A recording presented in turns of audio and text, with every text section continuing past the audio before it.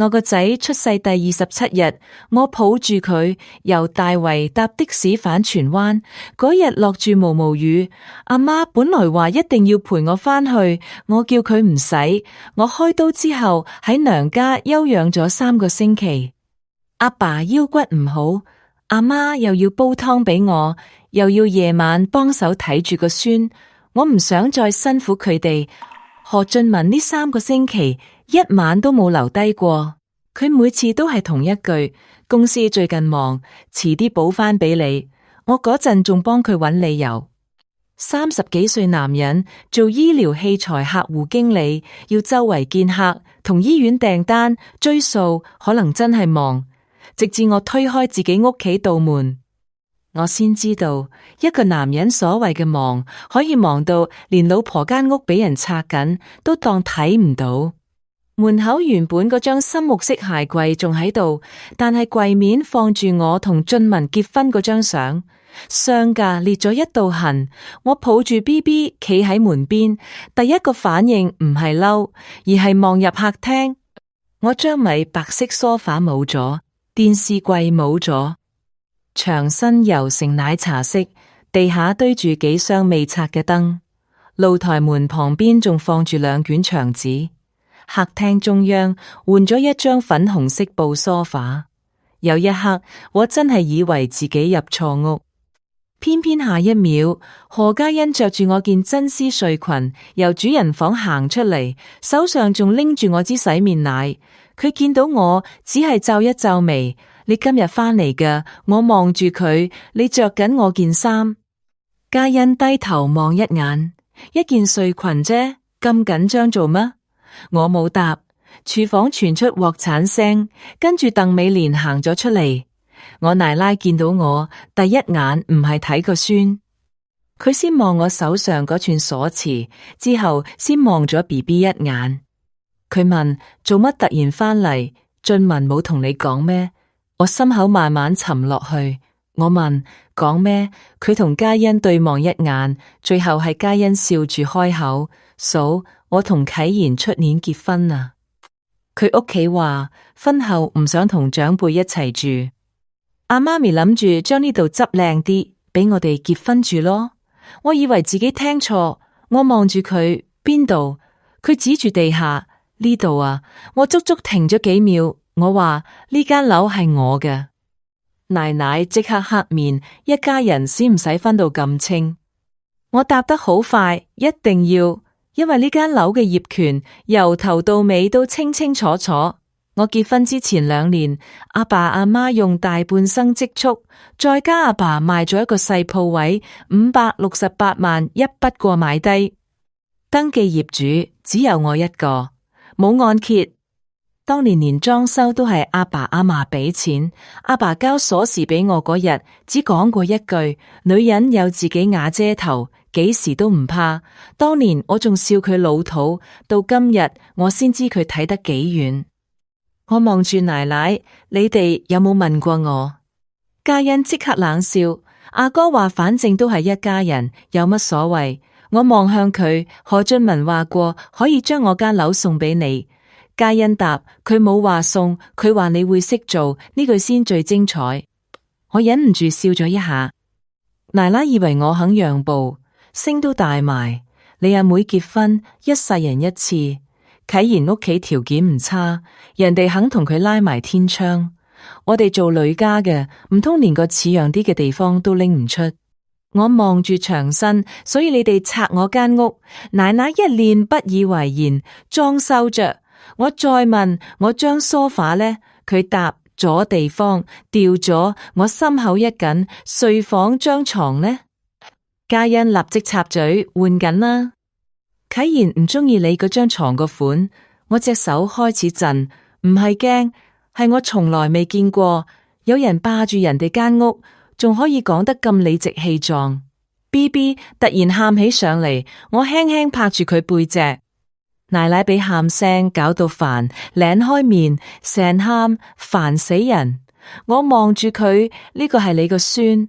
佢抿一抿嘴，我知男孫又點 ？BB 咪又係 BB， 你唔好以為生咗個仔就大晒。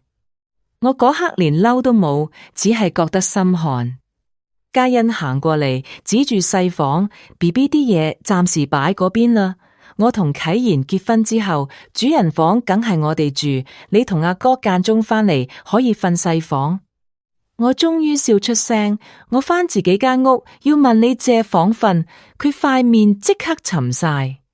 奶奶一手攞起我放喺玄關嘅袋，直接掟落地下。你唔好一返嚟就搞事，生完仔脾氣大晒係咪？呢頭家唔係得你一個人話事，袋跌落地嗰聲好響。BB 嚇到成個人一縮，跟住放聲大喊，我個腦突然完全靜晒。我冇再同佢哋嘈，只係蹲低執翻個袋，再抱實個仔。奶奶仲喺後邊講，受唔住咪翻你阿媽度咯。間屋留低，大家仲好睇。我行到門口停低，我回頭望住佢，媽，有樣嘢你搞錯咗。佢瞪住我。我望住成屋已經唔認得嘅家私，要走嘅人唔會係我。講完，我影門落樓。嗰晚我冇即刻返娘家，我喺附近酒店開咗間房 ，BB 食完奶，終於瞓着。我坐喺窗邊打電話俾何俊文，電話響咗好耐先有人聽，背景傳嚟麻雀聲。俊文第一句就係有咩事啊？我望住窗外啲車燈。俊文，我問你一次，你係咪應承過你阿媽將荃灣間樓俾嘉欣結婚？電話另一邊靜咗2秒，之後佢嘆咗口氣，原來又係呢樣，就係呢5個字。我同呢個男人4年婚姻喺嗰一刻開始完。何俊文喺電話嗰邊問，你使唔使為間屋搞成咁？我撳低手機錄音，做新聞多年，我有個習慣，情緒越亂，資料越要留清楚。我問佢，你同佢哋講過乜？俊文開始唔耐煩，嘉欣下年擺酒，啟賢屋企又唔想佢哋婚後租樓。我咪話你荃灣嗰邊可以暫時俾佢哋住。我捉住嗰2個字，暫時。佢答，係啊。我望住酒店天花，佢哋已經掉咗我啲家私，油過幅牆，主人房都拆緊。你個妹仲話嗰度係佢分房。俊文停咗一停，嘉欣把口一向誇張，你又唔係唔知。我聽到呢句真係忍唔住。你覺得我同你講緊笑？佢立即提高聲線，梁詠晴，你唔好樣樣捉住唔放。阿媽幾多歲啊？嘉欣結婚係喜事，你做阿嫂幫下手會死咩？我答，幫手可以，送樓唔可以。佢話邊個叫你真係送？我冇出聲。俊文反而越講越順，你阿爸阿媽得你一個女，間屋本身都係你嘅，俾嘉欣住幾年有咩問題？你而家有仔，更加應該諗下一家人，唔好樣樣計到足。我話樓契寫我名，佢竟然衝口而出，所以咪要你簽咯。我立即坐直身，我問簽嗎？佢知道自己講多咗，語氣即刻變咗，遲啲先講。總之嘉欣就快過大禮，你唔好臨時搞事，搞到2家人難睇。我問，如果我唔簽呢？佢沉住把聲，咁你自己諗清楚，仲想唔想同我過落去？我望一眼床仔入面嘅 BB， 我答好，我會諗得好清楚。我收咗線。第2朝，阿媽一見到我就紅晒眼。佢唔係為間樓，係見到我開完都未夠1個月，竟然抱住 BB 住酒店。佢一開口就問，你有阿爸阿媽嘅，點解唔即刻返嚟？我忍咗成晚，聽到呢句，眼淚先差啲跌落嚟。阿爸冇講太多，佢幫我將行李放上車，只問一句，樓契同買樓啲文件喺邊？我答，你哋屋企個保險箱。佢點點頭，咁食咗早餐先。阿爸就係咁。件事越大，佢越唔會亂。返到大圍，我沖完涼就開始逐樣整理，買樓成交文件、當年阿爸付款嘅銀行記錄、律師樓文件、差餉單、管理費記錄，全部仲喺當日下晝我約咗陳靜儀律師。靜儀係我以前跑法庭新聞時認識嘅律師，後來我轉做新聞編輯，有法律問題需要核實，間中都會請教佢。佢先幫我做咗土地查冊，登記業主仍然只有梁永晴一個。佢問我：你有冇簽過任何轉讓文件？我答冇。佢再問有冇授權過何俊文或者佢屋企人處理間樓？我再答冇。佢問重要文件喺唔喺佢哋手？我搖頭唔喺。靜儀合埋記事簿，咁你暫時唔使自己嚇自己。登記業主係你，其他人住咗入去裝修過，都唔會令業權自動變成佢哋嘅。我問佢：如果我離婚呢？靜儀講得好清楚，離婚處理資產唔係單憑層樓寫邊個名就決定。但係你間樓喺結婚前由父母全數出資，冇按揭，買樓資金亦有記錄。你而家要做嘅係唔好簽任何自己唔明或者唔同意嘅文件。另外，佢哋未經你同意裝修處理你啲財物，全部資料都留低。我點頭，我想返去攞自己啲嘢。佢提醒我可以，不過唔好同佢哋有肢體衝突，有乜事先離開。當晚奶奶嘅 WhatsApp 嚟咗，一連7段語音，我逐段聽。頭2段係鬧我，第3段話嘉欣男家要睇樓，到第5段終於講正題。奶奶話3日內拎啲文件返嚟，俊文已經約咗人幫手搞，個仔姓何，你真係搞離婚，到時個仔跟邊個都唔係你一句話就算。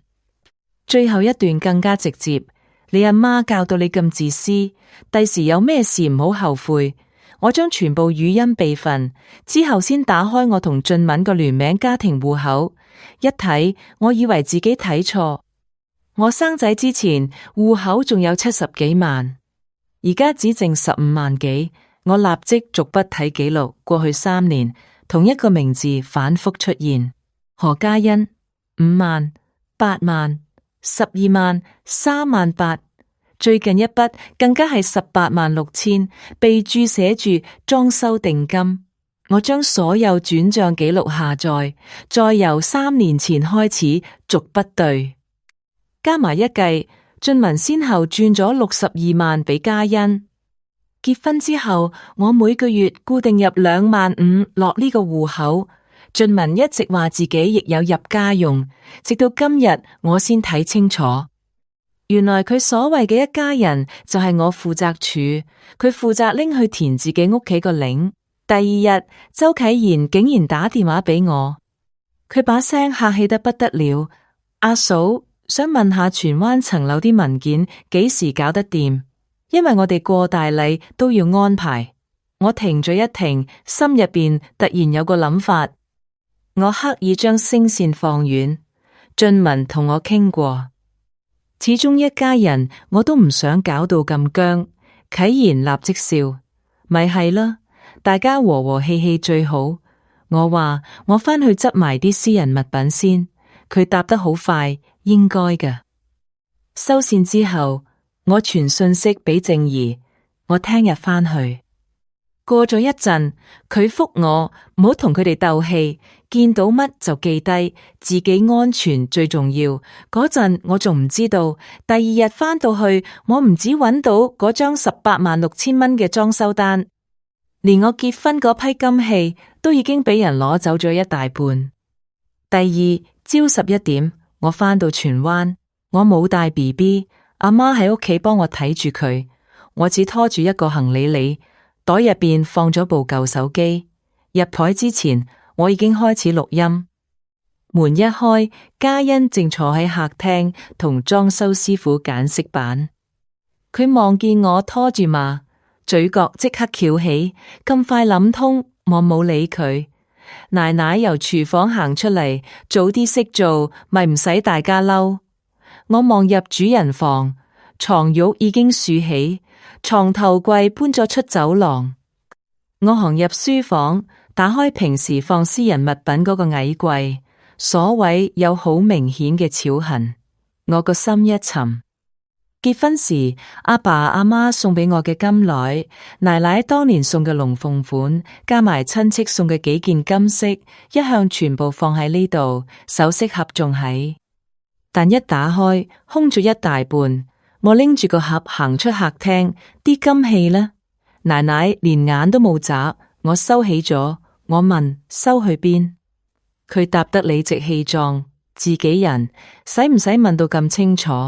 我望向嘉欣，佢手腕上戴住一隻新金鏈，個款我從來未見過。我再問一次，我結婚嗰啲金器係咪你拎咗？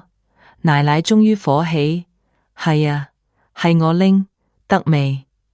你咁多件擺喺櫃桶又唔帶，嘉欣過大禮唔使金器㗎。我問你拎咗幾多？佢話幾隻零啫，攞去金鋪換咗款，補少少手工，使唔使咁肉赤？我再問邊間金鋪，佢即刻警覺，問嚟做乜？嘉欣坐喺梳化笑，嫂，你唔係連金器都要計啊？當年有啲咪又係我阿媽送俾你，我望住佢手腕，送俾我就已經係我嘅。奶奶一巴掌拍落飯台，你嫁入何家，樣樣都話係你，你到底有冇當自己係何家新抱？我冇再答，因為錄到呢一度已經夠清楚。之後我去廚房揾幾個自己用開嘅儲物盒，雪櫃旁邊壓住一張折埋嘅單。我本來只係想睇下係咪裝修公司資料，點知一打開，第一眼就見到186000，付款日期同聯名戶口最近嗰筆轉賬完全一樣，工程地址亦係我呢間屋。我即刻用手機影低，奶奶突然企喺後面問你影乜？我答想知整成咁用咗幾多錢。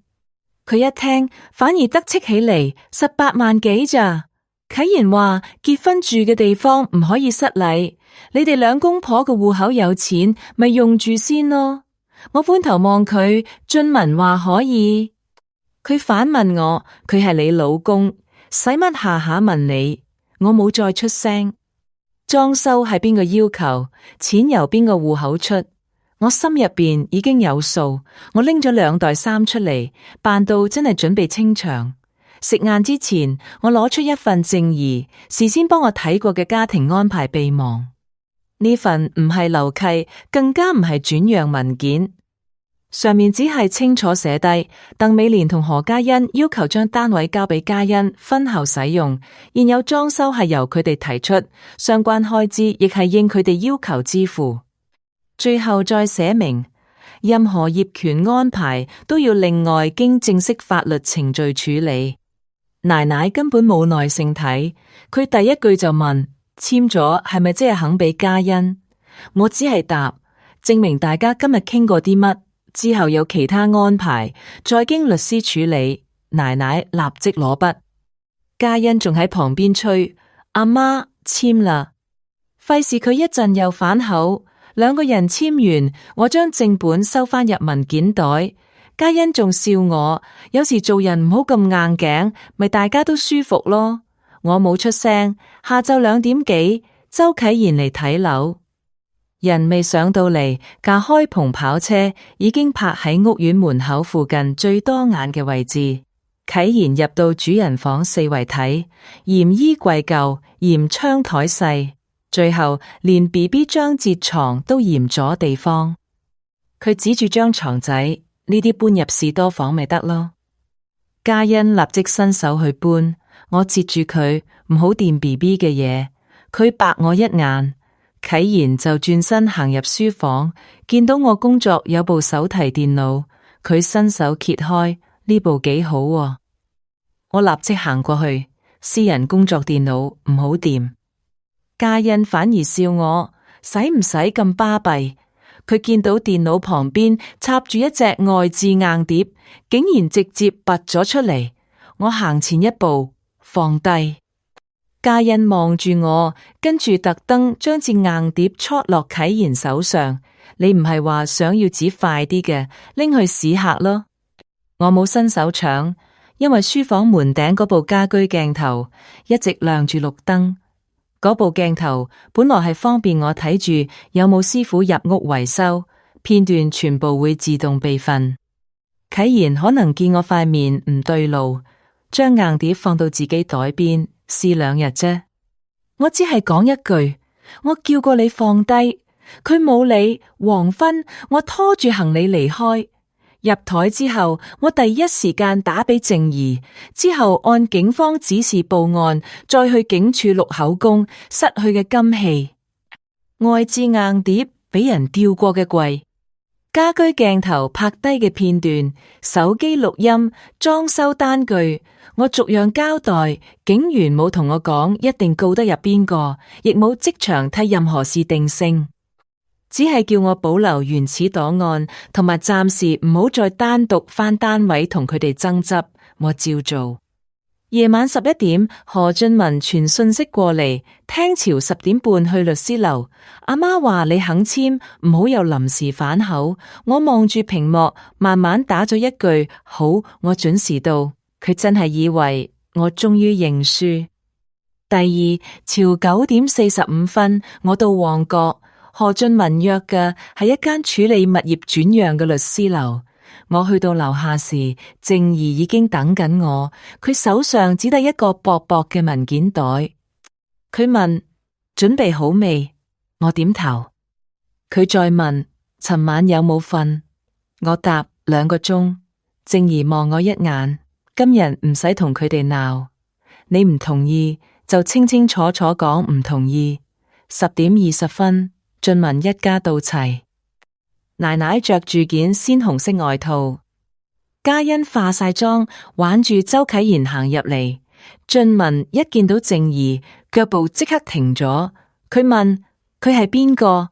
我答我律師。俊文塊面即刻變，一家人簽啲嘢，帶律師嚟做乜？靜儀語氣好平靜，涉及幾百萬嘅物業，梁小姐先聽獨立法律意見，好正常。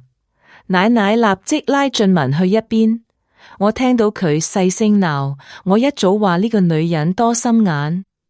入到會議室，負責嘅律師先核對身份同文件，之後佢望住我，梁小姐，呢項安排涉及你名下物業，我需要同你確認，你今日係咪自願將單位業權轉讓俾何嘉欣小姐？我答得好清楚，唔係。成間房突然靜晒。嘉欣第一個彈起，你玩我啊！律師抬一抬手，何小姐，麻煩你先坐低。我將尋日嗰份備忘放上台，呢份只係確認佢哋一直要求將單位交俾何嘉欣婚後使用，裝修亦唔係由我提出，我從來冇答應送樓。奶奶成塊面紅晒，你明明話簽咗之後就搞手續。我望住佢，我冇講過送樓。佢拍台，你呃我。靜儀將文件移到中間。鄧女士，文件內容唔長，最重要係梁小姐而家已經清楚表示佢唔同意轉讓。負責律師亦講，既然登記業主本人唔同意，我哋唔會再做呢項轉讓。嘉欣眼都凸埋，咁我裝修啲錢點算？我望住佢，你裝修用嘅係我同俊文嘅聯名家庭戶口。周啟賢本來一直冇出聲，聽到呢度，終於轉頭望住嘉欣，乜唔係你阿哥自己俾錢？嘉欣衝口而出，我阿哥啲錢咪即係……佢講到一半，自己停咗。我接住講。你阿哥3年先後轉咗62萬俾你，最近18萬6千就係呢間屋嘅裝修訂金，呢啲數遲啲自然會慢慢對清楚。俊文一掌按落張台，梁詠晴，你查我戶口。我望住佢，嗰個係聯名家庭戶口，我每個月都有入錢，使唔使得到你批准先可以睇？佢成張面即刻白晒，奶奶突然衝過嚟，伸手想搶台上份備忘。靜兒快一步將文件收起。鄧女士，唔好搶文件。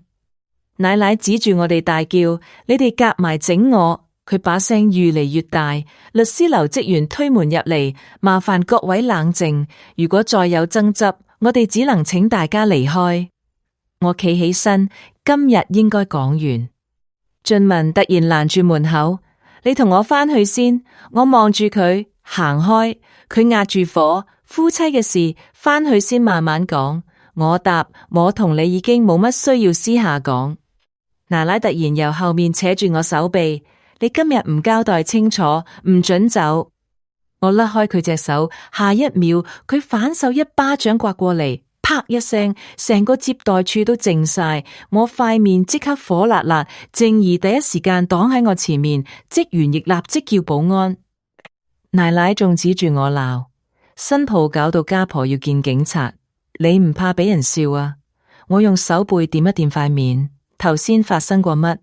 走廊有閉路電視，佢即刻收聲。大廈保安到場之後報警，警員上到嚟，將我哋分開了解情況。我亦將前一日失竊報案嘅資料交俾警員核對。警方問到外置硬碟時，周啟賢成個人僵住，佢即刻指住嘉欣：唔關我事，係佢塞俾我嘅。嘉欣立即鬧：你笠乜啦？你明明話想拎返去試。啟賢塊面都黑埋，我幾時叫你攞人哋嘢？兩個人當住警員面前互相推卸。嘉欣一手捉住啟賢：咁間樓啦，你而家即係點？啟賢望一眼我，再望一眼律師樓。你連間樓係邊個嘅都未搞清楚，就一路同我講已經安排好。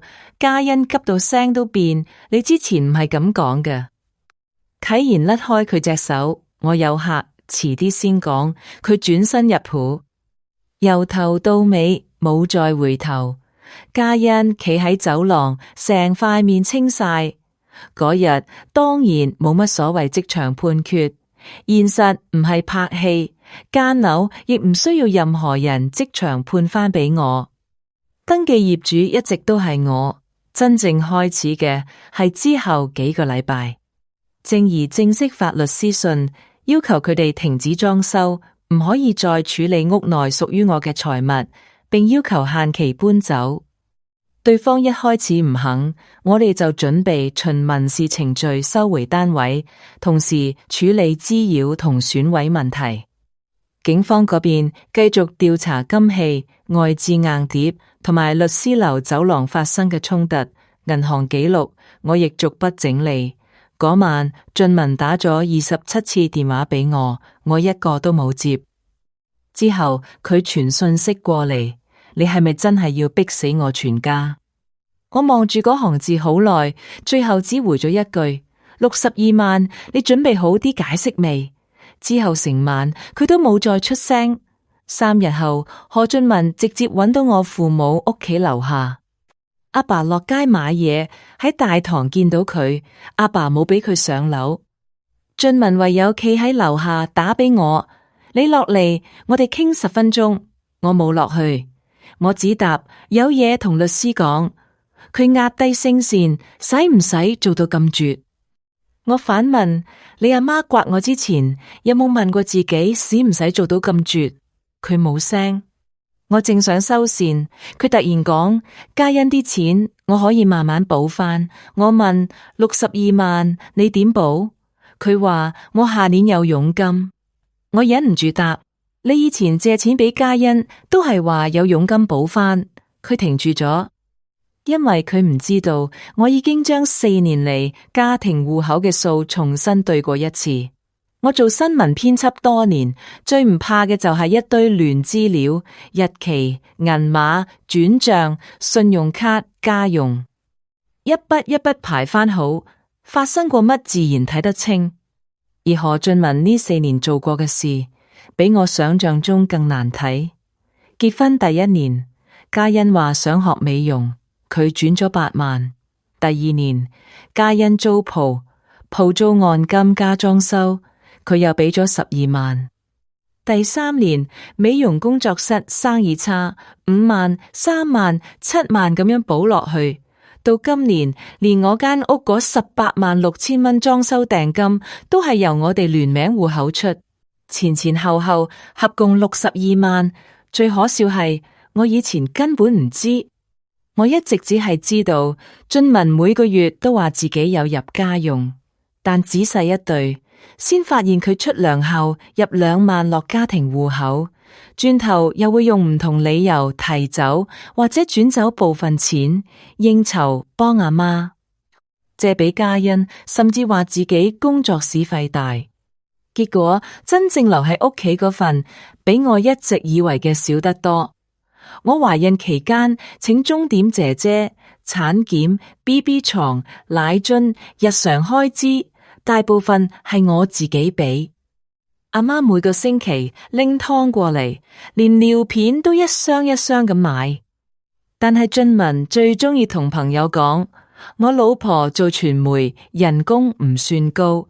頭家都係我辛苦啲頂住，以前我只當佢好面，而家先知佢唔只要面，佢仲攞住我一齊儲嘅錢去做何家嗰個有求必應嘅好仔好阿哥。1個禮拜之後，我同佢喺正義律師樓正式見面。今次俊文冇帶佢阿媽，佢瘦咗一圈，一坐低就講，我同嘉欣講咗。裝修已經停，阿媽都肯搬。我問幾時，佢答俾2個星期得唔得？我話7日。俊文皺眉，老人家搬屋邊有咁快？我望住佢，佢搬入去嗰陣有幾快？佢咬住牙冇再出聲。靜怡將整理好嘅清單推到佢面前，另外要處理聯名戶口嘅款項。多筆家庭儲蓄轉到何嘉欣名下，我當事人從來冇同意將呢啲錢送俾佢。俊文立即反駁，聯名戶口我本身有權用。靜怡點頭，你有銀行戶口嘅操作權限，同離婚時要唔要交代呢啲錢點樣用係兩回事。我哋亦冇話每一筆轉賬都係刑事問題。依家要處理嘅係婚姻期間有大筆家庭資金長期轉到你妹妹名下，而梁小姐事前並唔知情，俊文俾佢講到冇聲。我望住佢，突然問，我生仔嗰晚你喺邊？佢皺眉，而家講呢啲做乜？我只答你講，佢話醫院咯。我再問幾點走，佢開始避開我目光，我自己講落去，夜晚10點11分。我開完刀，連床都未落得，你話第2朝要見客，所以一定要走。我將一張轉賬記錄推到佢面前，11點47分，你轉咗38000蚊俾嘉欣，佢塊面一下白晒。過咗幾秒，先細聲講，佢嗰晚話工作室唔夠錢出糧，我忍唔住笑。原來我啱啱生完佢個仔，插住尿喉瞓喺醫院。佢離開病房之後，第一件事係救妹妹間美容鋪。我望住佢，何俊文，你唔係照顧唔到老婆？我停咗一停，你只係從來冇將我擺喺前面。佢眼圈突然紅晒，我係衰，我認，但係我真係冇諗過離婚。我望住佢，你唔係冇諗過離婚，你係冇諗過，我真係會走。佢成個人定住，嗰一刻我反而好平靜。以前我最怕聽到離婚2個字，結婚4年，有仔。有間屋，兩邊都有老人家，我總覺得一拆開就乜都散，到今日先睇清楚，原來有啲關係一早已經散咗，只係我以前唔肯認。我哋仲傾緊嗰陣，靜怡收到電話，警方已經循資料揾到嘉欣曾經拎金器去換款嗰間金鋪，金鋪留有交易日期、金器重量同相關資料。我手上亦有當年嘅婚禮相同購買單據，可以協助核對金器來源。至於紫外線硬碟，周啟賢已經交翻俾警方，亦錄咗口供。正義收線之後，只同我講金器嗰邊警方會繼續跟進。俊文聽完，兩隻手掩住塊面，過咗好耐，佢先問永晴可唔可以唔再追究？我望住佢，你叫錯人。佢抬起頭，咩意思？我答，拎我金器嘅唔係我，攞走我工作硬碟嘅亦唔係我。我慢慢企起身，你哋每做一樣嘢都係自己揀嘅，今次要面對咩結果，亦應該由你哋自己承受。何家最後冇等到民事程序再行落去就肯搬。律師信限期過後，對方亦揾咗自己嘅律師，可能終於有人肯清清楚楚話俾佢哋知，間樓唔係住得耐就會變成自己。2日後，我收到通知，佢哋願意交鎖匙，不過提出一個條件，要我唔再追討屋內損毀。我冇應承。雙方經律師來回傾過幾次，最後先定咗交樓日。嗰朝，我同阿爸、驗樓師同鎖匠一齊返荃灣。我冇帶 BB， 屋企門口堆滿紙箱，嗰張粉紅色梳化已經拆開幾件。奶奶坐喺其中一箱雜物上面，見到我，塊面即刻黑晒。佢冷冷咁問：滿意啦？我冇理佢。只係同驗樓師逐間房睇，客廳幅牆轉咗10幾個窿，主人房原裝入牆櫃拆咗一部分，2塊地板崩咗角，書房個櫃鎖爛咗，廚房幾塊櫃門換到一半，露台趟門旁邊更加因為整裝飾牆轉咗幾個窿，連收口都未做。驗樓師一路影相，一路記低情況。奶奶終於忍唔住，我哋裝修係幫你整靚間屋，依家仲想我賠錢。我回頭，我冇叫你整。佢立即話：你做人使唔使計到咁盡？我答得好簡單，使。佢俾我一個字，頂到成塊面紅晒。嘉欣一直冇乜出聲。自從周啟賢喺律師樓走咗之後，2個人已經鬧到分手。原本準備擺酒，酒席都落過訂。啟賢唔肯再夾之後嘅錢，仲同朋友講自己差啲娶咗個連婚房都未搞清楚係邊個嘅女人。嘉欣知道之後，同佢喺電話大鬧一場，最後婚事正式取消。但我一啲都唔同情佢。臨走之前，奶奶拖住一個大紅白藍袋，我見到袋口露出一個首飾盒。我叫住佢等陣，佢即刻抱實個袋，又做乜？我望住個首飾盒，拎出嚟睇下。奶奶即刻話我自己嘢，我冇同佢搶，只係望向在場見證交樓嘅律師行職員。奶奶僵咗幾秒，最後自己將個盒拎出嚟。盒一打開，入邊有一隻我婚禮時戴過嘅金鏈，到交樓呢日，佢竟然仲收住一隻。嘉欣喺旁邊細聲講：嗰隻以前係阿媽送俾你嘅。我望住佢，送咗俾我就係我嘅。奶奶隻手微微震，幾秒之後先將首飾盒放落台。佢行過我身邊嗰陣，咬住牙講：你今日咁對老公屋企人，第時你個仔大個有樣學樣，你唔好喊。我望住佢，如果我個仔第時學識，唔可以霸人間屋，亂拎人啲錢，更加唔可以偷人嘢。我會覺得自己教得幾好。佢冇再出聲，門一關，我立即叫鎖匠換鎖。新鎖扣上嗰一下聲音其實好輕，但係我記到今日，因為我等嗰一下真係等咗好耐。之後幾個月，所有事情先慢慢處理落去，警方就金器、外置硬碟同律師樓衝突分開調查，部分金器揾得返，部分已經換過款，就靠金鋪記錄、相片、購買資料同相關口供再核對。嘉欣承認外置硬碟唔屬於自己，但一直辯稱當時只係貪玩，冇諗住真係據為己有。點樣處理，自然由警方調查，再由相關程序決定。我冇再插手，案件唔係幾日就完。過咗一段時間，嘉欣就其中一項盜竊控罪認罪。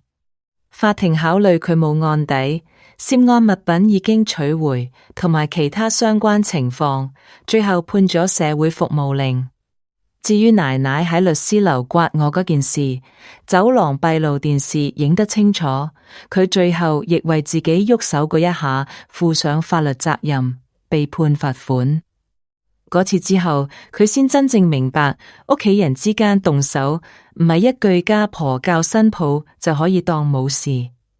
民事方面，我根據驗樓報告同維修單據，向佢哋追討合理修復費同埋處理未交還財物。雙方經過幾輪磋商，最後就損毀同部分費用達成和解。真正拖得最耐嘅，反而係我同何俊文嘅離婚。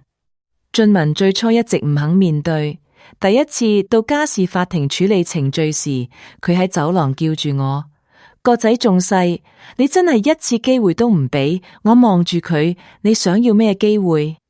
佢答：我哋一家三口重新開始。我只問一句：咁62萬呢？佢又唔出聲。我已經太熟悉佢呢種沉默。每次一講到要佢真正負責，佢就唔知講乜。佢所謂重新開始，無非係希望我唔再追究，大家當冇事發生。到雙方交代家庭資產時，嗰批轉俾嘉欣嘅款項一筆一筆攤開，我方要求將相關款項一併納入婚姻財產安排處理。俊文最初堅持全部只係幫自己妹妹。後嚟銀行記錄擺喺面前，先承認大部分轉賬根本冇同我商量。經過幾輪律師磋商，最後佢同嘉欣同意分期返還當中大部分款項。至於荃灣個單位，俊文最初亦曾經喺離婚資產安排入邊提出要求。我方將買樓時間、父母全額出資記錄、冇按揭證明、婚前購入資料，以及婚後雙方對物業嘅實際貢獻全部交齊，傾到最後，俊文放棄對單位提出任何權益要求。簽同意安排嗰日，佢坐喺我對面，好耐都冇落筆。佢突然叫我永晴，我望住佢，咩事？佢問：如果當初我企你嗰邊，今日會唔會唔同？我望住佢手上支筆，忍唔住笑。當初我停一停，邊一日？我生仔嗰日，你阿媽拆我間屋嗰日，嘉欣拎我金器嗰日，定係你第一次偷偷轉屋企啲錢俾佢嗰日？佢垂低眼，我冇再逼佢答，因為答案已經唔重要。最後佢簽咗名，我望住佢落筆，第一次覺得我哋4年婚姻終於有一樣嘢處理得清清楚楚。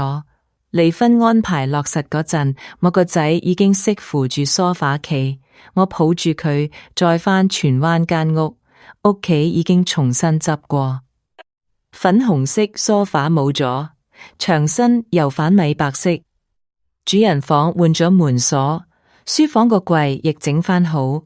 阿媽入門之後四圍望，突然問仲住唔住？我企喺露台邊，冇即刻答。呢間屋本來係阿爸阿媽俾我嘅保障，但自從嗰日我抱住未滿月嘅仔推門入嚟，每次再行過玄關，都會諗起嗰個裂開嘅上架。行入主人房就會記起嘉欣着住我件睡裙行出嚟，我冇輸咗間屋，亦都冇俾任何人搶走。但係我唔想往後每一日都留喺度記住自己曾經點樣守住佢。我同阿媽講賣咗佢啦，阿媽嚇一跳，真係，阿爸反而冇出聲。佢行去窗邊望咗一陣，最後只講：你自己諗清楚，決定咗就得。我望住阿爸，突然諗翻起當年佢交鎖匙俾我嗰句說話：女人有自己瓦遮頭，幾時都唔怕。以前我以為佢講嘅只係一層樓。到而家我先明，間樓係保障，但係真正令人企得穩嘅係有人踩過界嗰陣，你仲有能力講一句唔得。3個月後，我將單位放售，最後成交價冇我原本想象中高。不過我已經冇所謂，樓市唔會因為你受過委屈就額外補償你。扣除修復、代理、律師同其他支出之後，我手上仍然有一筆足夠令我同個仔安穩生活嘅錢。我冇即刻再買樓，我帶住個仔搬去港島東租咗個2房單位。返公司方便，附近有幼兒中心，樓下有超市、有診所，行10零分鐘就到海旁。阿媽第一次上嚟嫌個廚房細，第二次已經拎住3盒湯上門。阿爸張口話過海麻煩，結果差唔多每個星期都會過嚟一次。我放完產假返工第一日，新聞部啲同事見到我都問頂唔頂得順，我答頂得。以前嘅我覺得所謂頂得順就係乜都自己吞，有事唔麻煩人，辛苦唔出聲。婚姻有問題就先諗係咪自己做得唔夠好，而家唔同，我開始知道邊啲係自己責任，邊啲唔係。工作忙我就揾人幫手，個仔病我就請假，阿媽叫我嚟就休息，我亦唔再死頂。何俊文按照雙方安排定期見個仔，我冇阻止。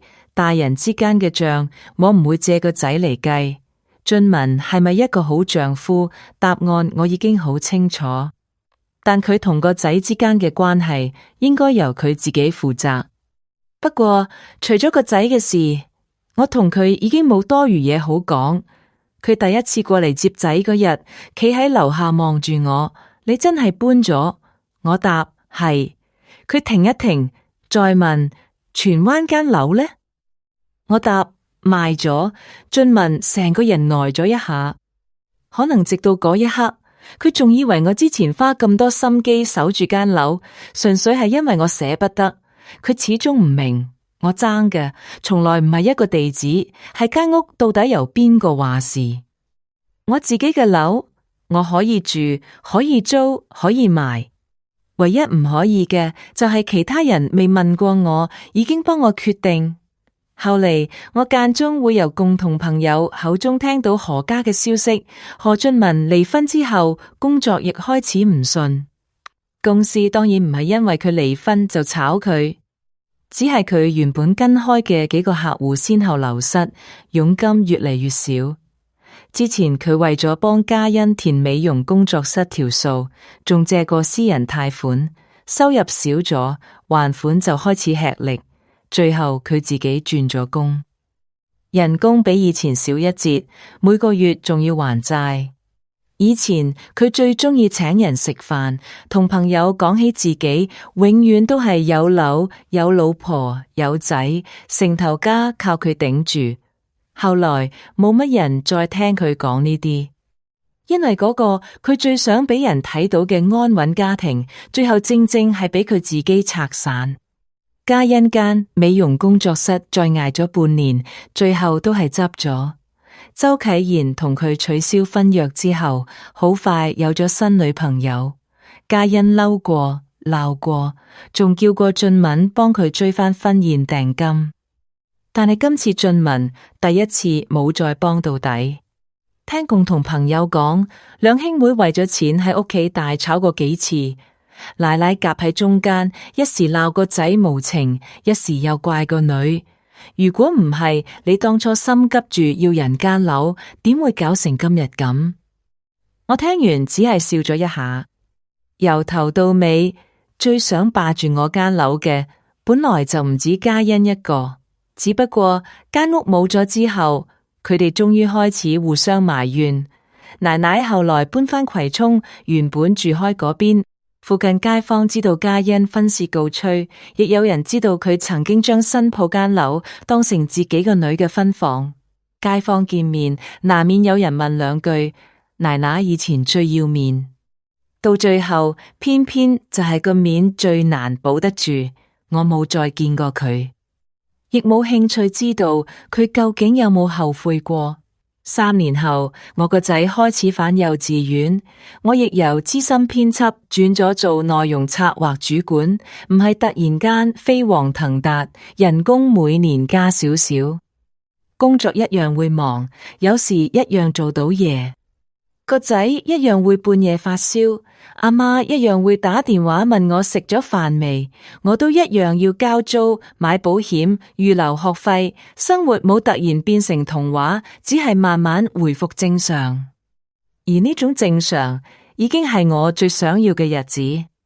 有一晚，我執屋嗰陣，揾翻以前嗰個裂咗嘅相嘅，相入面我同何俊文着住禮服，兩個人都笑得好開心。個仔行過嚟望住張相，問我：媽咪，呢個係爹哋啊？我答：係啊。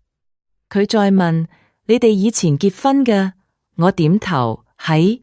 佢似懂非懂咁點頭，轉頭又走去玩車。我望住張相幾秒，冇喊亦冇嬲。我將相拎出嚟放入紙盒。至於嗰個裂咗嘅相架，我掉咗。第二朝，我拖住個仔落樓，佢一隻手拎住書包，一隻手捉實我。行到屋苑門口，佢突然抬頭問：媽咪，今日你接我放學？我答：今日婆婆接。佢又問：咁你去邊？我笑住答：返工啊。佢屙咗一聲，跟住向前跳咗2步。朝早陽光照落成條街，我望住佢細細個嘅背影，突然記起3年前嗰個落雨朝早。嗰日我抱住未滿月嘅佢，企喺自己屋企門口。有人叫我走，有人話間屋唔輪到我一個人話事，有人以為我啱啱生完仔，身體最弱，又怕離婚。只要再逼多一步，我就一定會低頭。佢哋有一樣嘢估啱咗，我嗰日真係低過頭。不過我低頭唔係認輸，我只係先抱實個仔，之後再騰出一隻手，將屬於自己嘅嘢一樣一樣拎返嚟。錢追回幾多可以慢慢計，樓可以賣，亦可以再買。婚姻冇咗，日子一樣可以過。最重要係我冇再將自己人生嘅決定權交俾任何人。我拖住個仔行到馬路邊，行人燈轉綠，我捉實佢隻手，一齊行過去。今次前面條路點行，由我自己揀。